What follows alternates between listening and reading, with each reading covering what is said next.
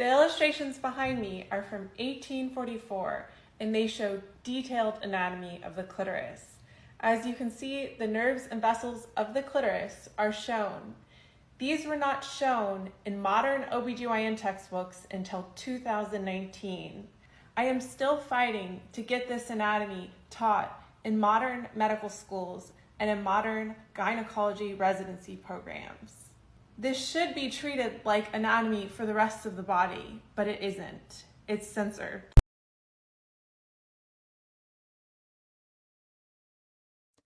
Jessica Ann Pinn is a biomedical engineer, a published researcher, and a clitoral anatomy advocate. And at 18, she underwent a labiaplasty that severed the dorsal nerves of her clitoris, and she devastatingly lost sensation. When she went to different physicians, they gaslit her and informed her that it was all psychological.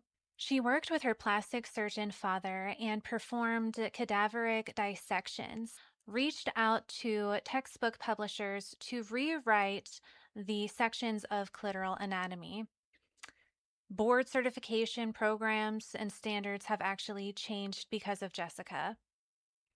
So today I am reading her body graph chart because the way someone moves through such institutional resistance really says something about the hidden architecture underneath. I always start with the G center. It's the driver of the human form. It sits beyond the mind and beyond the body as this kind of interface that we can't fully access or even control.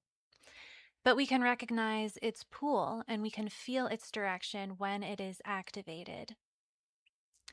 Now, Jessica has two conscious channels activating her G center. The 3410, the channel of exploration, and the 1333, the channel of the prodigal. Both are connected and flowing through this identity and out the throat. The prodigal channel is a part of the collective abstract circuitry. And what that means for Jessica is that her voice carries the weight of lived experiences that are meant to be shared for the benefit of others. She went through something very traumatic and came out transformed.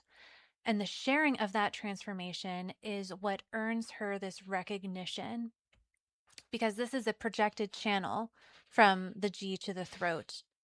So people will recognize the value in what she has to say when she speaks it from this place of having walked through the fire and the hardship and returned with something actually useful to say about it. The 3410, the exploration, is a centering energy, and it's a part of the integration circuitry. Jessica takes in everything, and she has, done the research, done the cadaveric studies and the institutional battles dealing with all of these big medical publishers and the inherent bias against her as a non-credentialed person advocate. So she synthesizes it all through her identity center, and the G center orients it, and the throat voices that. These two channels working together create a very specific kind of authority.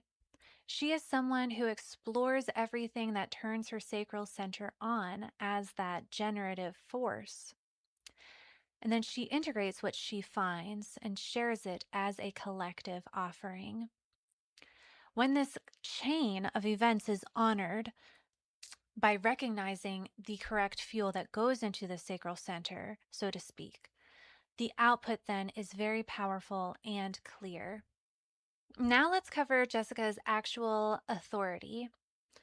She has an inner authority that comes from the solar plexus through the channel of openness, which is the 2212.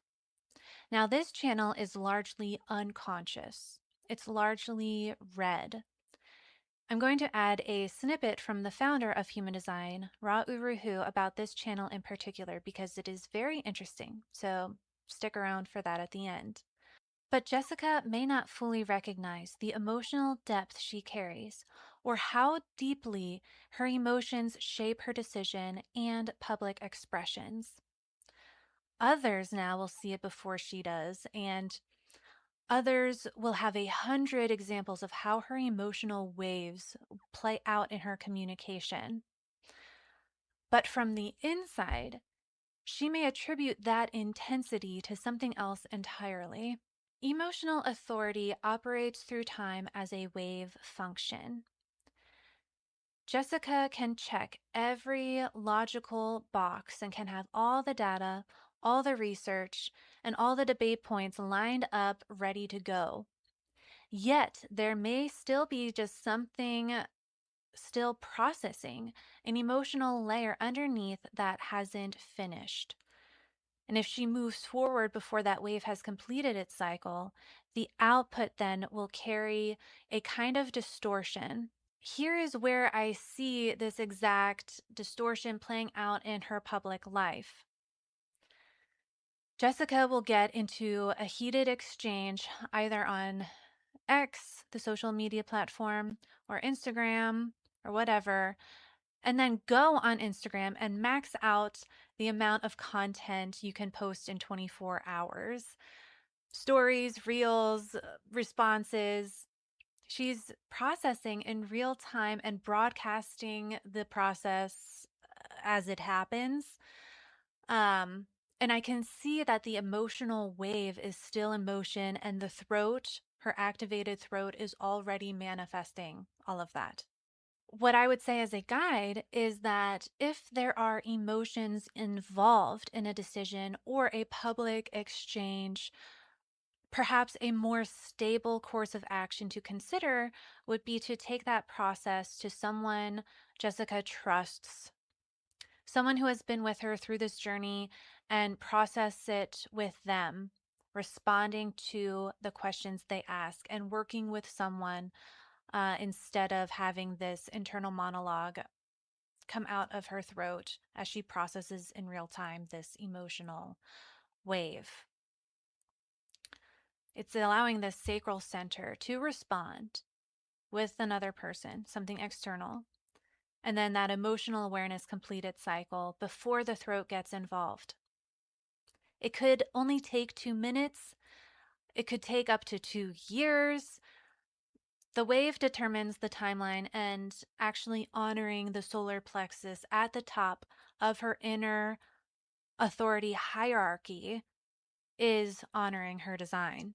Now, there's another layer operating in this design that's somewhat independent of Jessica's very strong manifesting generator and unconscious activation of this emotional awareness. The 3828 is what's considered individual circuitry. This is the channel of struggle, and it is largely conscious here. This is Jessica's primal intuitive knowing. The splenic awareness is the oldest and deepest type of awareness we have as humans. It operates in the moment and instantaneously recognizes what is harmful and what is safe for the physical form. Think a spidey sense. And here, this channel is recognizing what is worth struggling for and what might be better just released. The 5432 is the channel of ambition, and this is her only tribal channel. Tribal circuitry is these innermost layers of channels that we have. And here is where the energy shifts. Tribal circuitry is about support. Jessica's advocacy isn't merely abstract or completely intellectual to her, of course. She is driven to support other women who might make the same mistake or who might be harmed by the same medical negligence. This ambition to protect and uplift is a deep driving force, and it's half unconscious for her here. So she may not recognize or see how much she genuinely needs that same type of support returned back to her through her advocacy journey. If she's not receiving adequate support from the people and communities around her, this entire system starts to strain. The emotional clarity suffers, the exploration loses its focus, and the prodigal voice becomes reactive rather than more reflective and authoritative. Tribal energy here requires reciprocity, and that the support she pours outward comes back in some form. So these two channels together, struggle and ambition, form a split definition. They kind of operate on their own little island.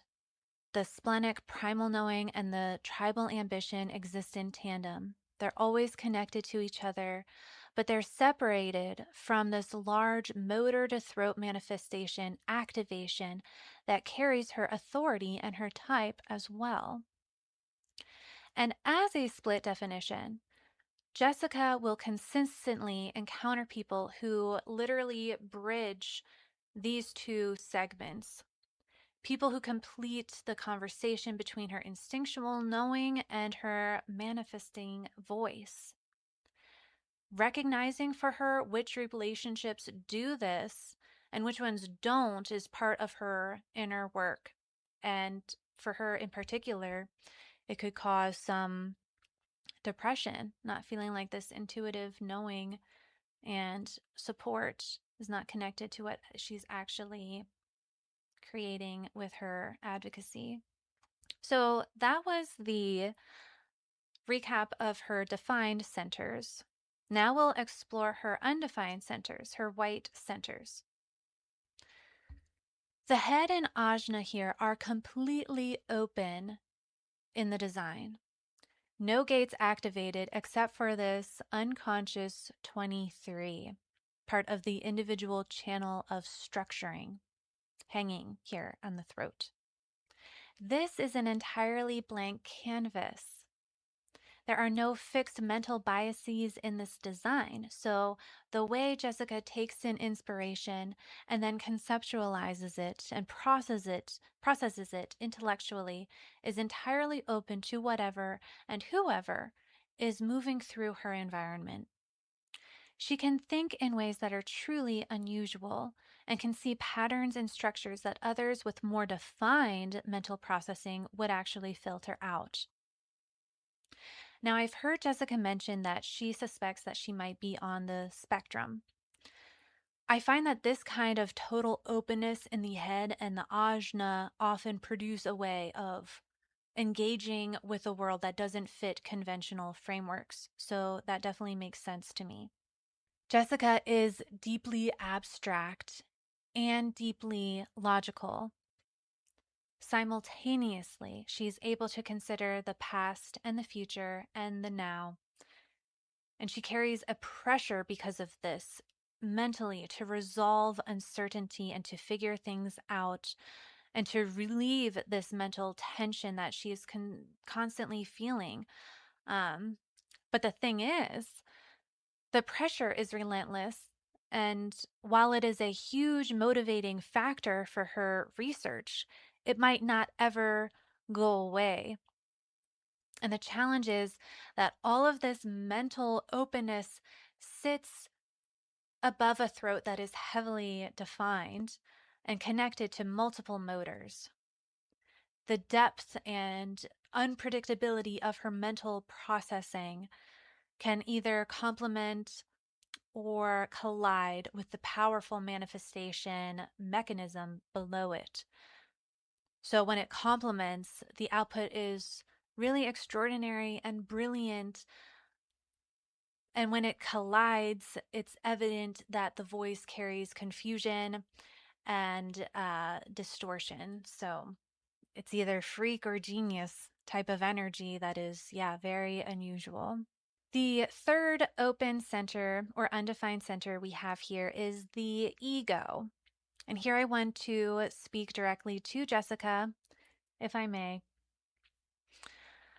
You don't have to prove yourself. You do not have to prove that your experiences happened the way they did, and you do not have to prove that you are worthy of being taken seriously. The ego center, when it is open, absorbs this kind of proving energy of everyone around you. It amplifies the question of, am I enough? Am I a credible person? And will they believe me? And when you feel stagnation or distortion, frustration, and anger in your advocacy, you can ask yourself, am I trying to prove something right now? Am I trying to convince everyone else that I am certain? And am I trying to answer everyone else's questions at the expense of my own clarity? These questions are the navigation tools for an open ego, as well as an open ajna and open head. Again, asking these questions may not relieve yourself of the pressure, but they will help you recognize when the pressure is yours versus when it belongs to just someone else. In human design, there is something called the incarnation cross. For Jessica, she has the incarnation cross of contagion. Now, it sounds kind of negative, but when you think of a virus or something reaching the point of contagion, it is able to be broadcast or to reach a large amount of people. The same thing happens with ideas. Once the individual circuitry fires and something new breaks through, it spreads and it cannot be contained. Jessica's timeline has a clear before and after. Before her advocacy, the dorsal nerves of the clitoris were absent from textbooks.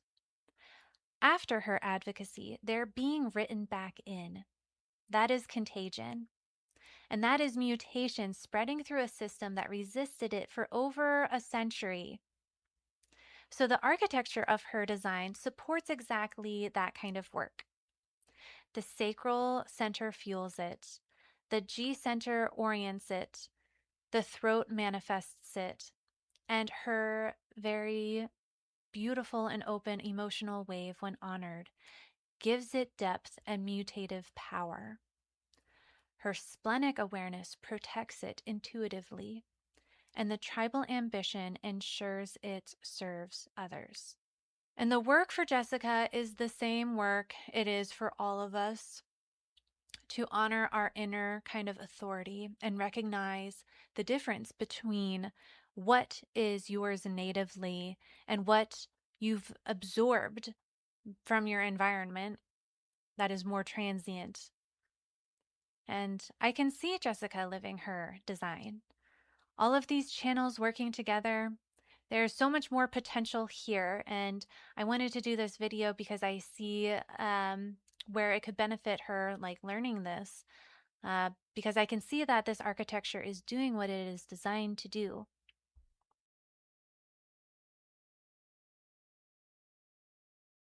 The 1222, the Channel of Openness. The Channel of Openness is the only channel that is an emotional manifesting channel. It truly stands alone. This is all about emotional expression. With the solar plexus connected to the throat center, these people can always express their emotions. However, unless they are honoring what it is to be a manifester, or in Jessica's case, a manifesting generator, the expression that comes out the most is anger, which is the theme of manifestors. If you are melancholic and are called upon to explain yourself, and you try even though you are not in the mood, you will not be understood and will get angry. This is how individuality works. There is a great deal of anger latent in the 1222. It is so often the anger of the stranger, afraid of the rejection of others, or the fear that others are watching it. Remember, individuals are freaks. They are here to be different from everyone else, which is why they draw so much attention. The 1222 is a wonderful social channel that can be so full of charm and grace, and yet these people are not really interested in bonding with others so much as finding an opportunity to express themselves. All individual channels have this deep selfish quality to them. The 1222 is not tribal. It is not interested in mating or sharing. It is only interested in creating the right environment so that the individual can inform either the collective or the tribe. The 1222 is a classic stranger of consequence. They enter the social environment on the high end of their wave. They deliver their unique expression and then leave before the wave begins to slide. This is their ideal. This way, no one ever forgets you. This is the pure power of all individual activations. They are so important in all our lives. The individual circuits are huge: the integration channels, the knowing circuit itself, and the centering circuit. It doesn't matter if you have no definitions in the circuitry either, because any gate that is individual is your opportunity to impact the world with your uniqueness. Any individual gates in your chart are also where you are attractive to others, as well as where you suffer from happiness or sadness. The manifestor has to inform before it uses its power. This is reflected in this channel 1222.